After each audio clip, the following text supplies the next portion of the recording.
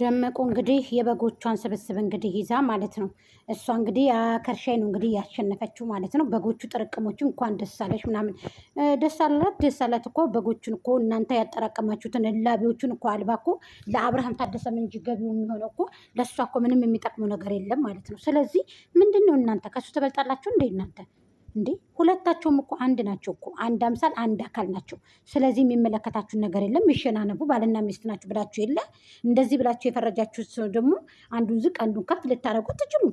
ደመቁ አሸነፈች አላሸነፈች ጠቀሜታዋ ጠቀሜታዋ ምንድን ነው እንዴ? ምንድን ነው እንደዚህ የሚያደርጋችሁ? ጋይስ ላይክ፣ ሼር፣ ኮሜንት፣ ሰብስክራይብ እያደረጋችሁ ሀሳብ አስተያየታችሁን አስቀምጡ ማለት ነው። አብርሃም ታደሰ ጀግና የጀግና ልጅ ነው። ራሱን የሚያስከብር ነው።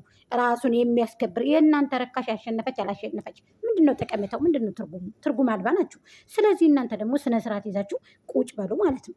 አብርሃም ታደሰ ደግሞ ድጋሚ ሲጫወት እኔ ባይ ነገራችን ላይ ኔትወርክ እምቢ ብሎ ነው ዛሬ አላስገባኝ ብሎ እንጂ እኔ 2 ጊፍት አወርድ ነበር ማለት ነው። ግን እምቢ አለ። ገና ይቺ በጓ ስትገባ ነበር የመጣሁት ማለት ነው። ታብታብ አልኩ ድርቅ አለ በጊቱ በቃ ድርቅ አለ በቃ ክዋለ ማለት ነው። ግን መጨረሻ ላይ ጊፍት ተገዝቶ በቃ መጡ ማለት ነው። የበግ ስብስብ እናውቃለን እኮ በግ እንዳለሽ እኮ እንዳጠራቀምሽ እናውቃለን።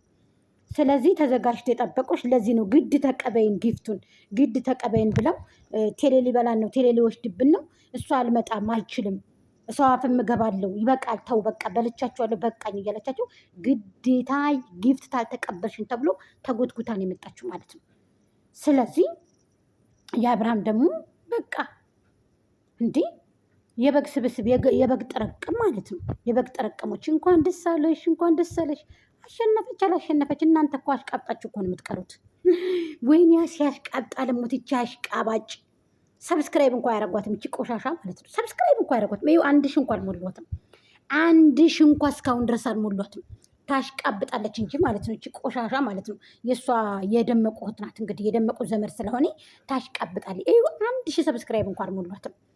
አሽቃብጣ ትቀራታለች። ልታዝላት አንቀልባ ገዝታ እንኳን ደስ አለሽ እንኳን ደስ አለ። ኧረ ደስ ሳይልሽ ይቅር። ባናታችሁ በቅንጭላታችሁ ተደፉ። ፈጣሪ ከወደ ላይ ደፍቶ ከወደ ቅንጭላታችሁ ይድፋችሁ። እስኪ ለአብርሃም አውርጅለትና እኛ እንፈርበት። አወርድለታለሁ ግን እኔ ዛሬ እምቢ ስላለኝ ነው። ሸበካ አላስገባኝም። ለምን እንደው አላውቅም። ሰሞኑን ሸበካ እምቢ ስላለኝ ማለት ነው። ስለዚህ አስቤ ነበረ ግንባር ቀደምት እኔ ነበርኩኝ። ግን እናንተ ረካሾች የሞታችሁ ሬሳዎች ናችሁ። ከመቼ ወደ ደግሞ እንደዚህ አይነት ሰው መቼ አሸንፎ ያውቃል? አንዷ በግ ደግሞ ምን አደረገ ዛሬ? እርጉዝ ሰው ታሜል ሰርታ መጣ። ለምን ያ ማለት እንግዲህ ደመቁ እርግዝና የላትም እያለኝ በአስተርጓሚ እየመታቻቸው ትገኛለች። በጎቹን እነዚህን የበግ ስብስቦች ጊፍት ሰብስበው እንግዲህ ተቀበይን እንግዲህ ደመቁ በግዴታ ደመቁ የክስ ናት ባይዘው። ምክንያቱም ይህንን ብር ወስደሽ ለቤተሰቦችሽ ሶፋ ግዢላቸው የበጎቹ ብር እንግዲህ ይበቃሻል።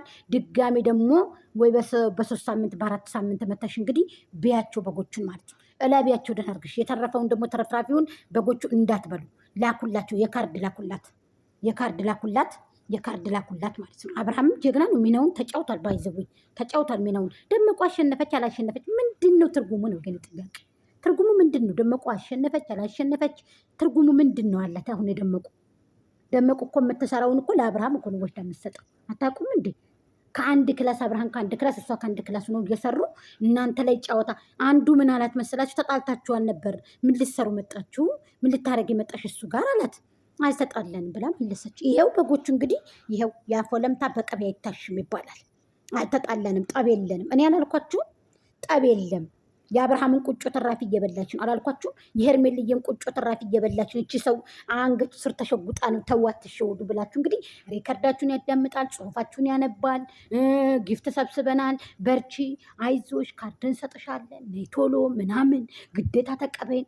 አብርሃም እየሳቀ ነው። ይሄ ጀግና ማለት ነው። ይሄ ወደፊት እንጂ ወደኋላ አይልም።